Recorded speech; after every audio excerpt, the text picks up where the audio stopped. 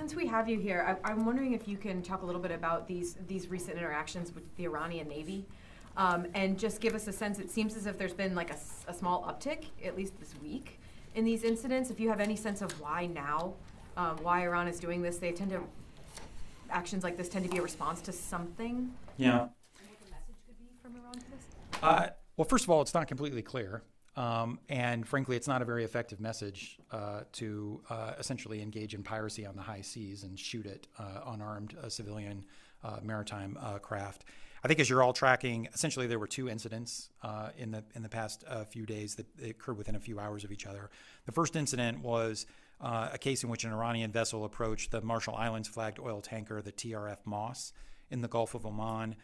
The Iranian vessel departed the scene when the U.S. Navy guided missile destroyer USS McFall arrived. And then there was a second incident 3 hours later where an Iranian vessel closed within 1 mile and fired multiple long bursts from small arms and crew-served weapons.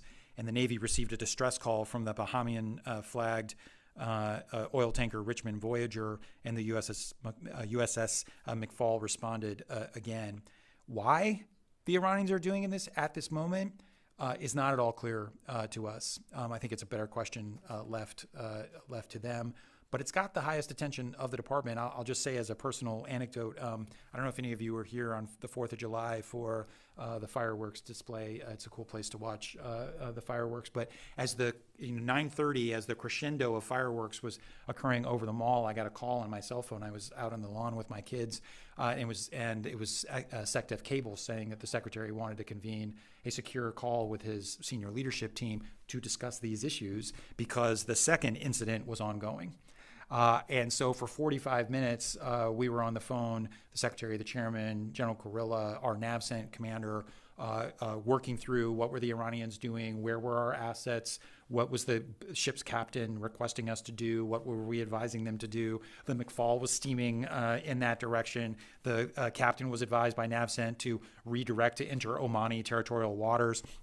And the combination of all of those decisions appears to have warned the Iranians off. So even after taking some pot shots at the Richmond Voyager, we were successful in the Iranians leaving the area right before the McFall showed up. I mentioned that to say that just like this has the highest attention of the department. We're going to, we have, I think General Kurilla has done a good job of moving around the assets he already has at his disposal to thicken our ability to respond to incidents like this, and I think the proof is in the other night.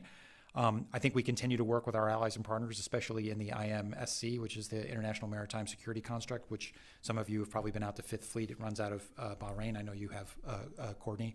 And so we'll continue to work with our allies and partners, not just in the region, but around the world, like the UK, to try to thicken that out. Because whatever the Iranians are trying to do here, I don't think we should assume it'll be the last time they try. Let's go to the back room